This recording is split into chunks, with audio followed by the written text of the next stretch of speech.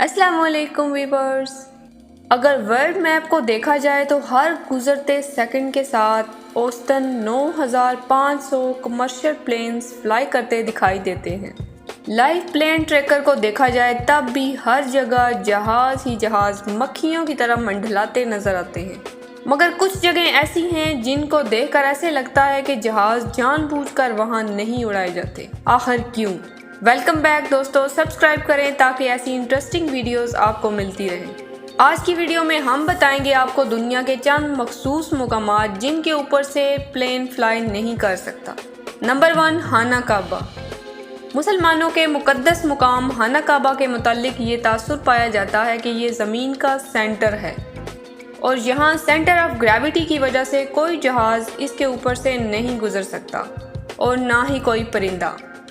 मगर नाजरीन, आपको बताती चलूँ कि ये सब क्या सराइयाँ हैं जिनका हकीकत से कोई ताल्लुक़ नहीं, क्योंकि इसके ऊपर से परिंदे भी गुजरते हैं और ऊपर बैठते भी हैं। और जहाँ तक बात है प्लेन की, तो इस मुकाम को नो फ्लाई जोन रखा गया है क्योंकि खाना काबा और मस्जिद हराम में लोगों का हुजूम होता है और किसी हादसे की सूरत में ज़्यादा जानी नुकसान का अंदेशा हो सकता है। इसके अलावा नॉइस पोल्यूशन से बचने की बदौलत भी ये एरिया नो फ्लाई जोन है जहां कोई जहाज दाखिल नहीं हो सकता। नंबर 2, टिबेटन प्लेटो। ये इलाका ज़मीन का बहुत बड़ा लैंड एरिया है, मगर तमाम तर जहाज़ इस इलाके को अवॉइड करके गुजर जाते हैं। हालांकि ये एक अहम तरीन हिस्सा है जिसको 9 ममालिक शेयर करते हैं। दरअसल नाज़रीन, इस इलाके में बुलंद तरीन पहाड़ी सिलसिले हैं जो चाइना से शुरू होकर नेपाल और भूटान से होते हुए अफ़गानिस्तान में जाकर ख़त्म होते हैं।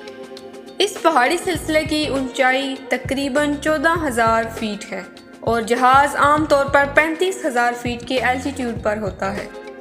किसी इमरजेंसी की सूरत में पायलट को जहाज़ को 35,000 से 10,000 फीट की बुलंदी पर लेकर आना होता है और इन पहाड़ों की ऊंचाई ही 14,000 फीट है और पायलट के लिए ऐसा करना नामुमकिन हो जाता है। इसके अलावा इस इलाके में पहाड़ों से टकरा कर हवा ऊपर उठती है, जिसकी वजह से जहाज़ को शदीद किस्म की टर्बुलेंस का सामना भी करना पड़ता है।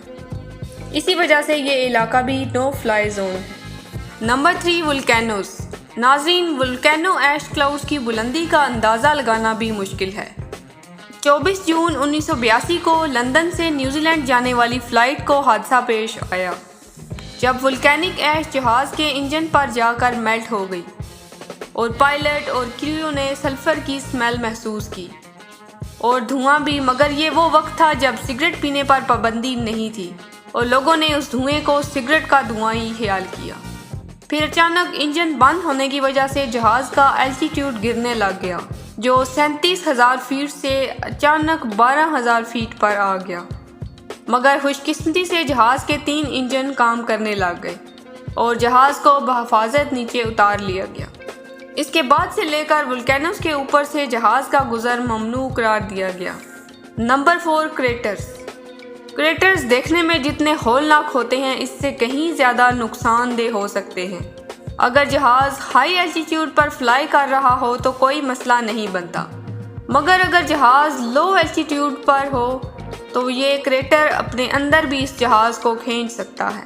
170 एस्टेरॉयड इम्पैक्ट क्रेटर दुनिया में मौजूद हैं, जिनमें से कुछ माइनिंग कंपनीज ने भी बनाए हैं।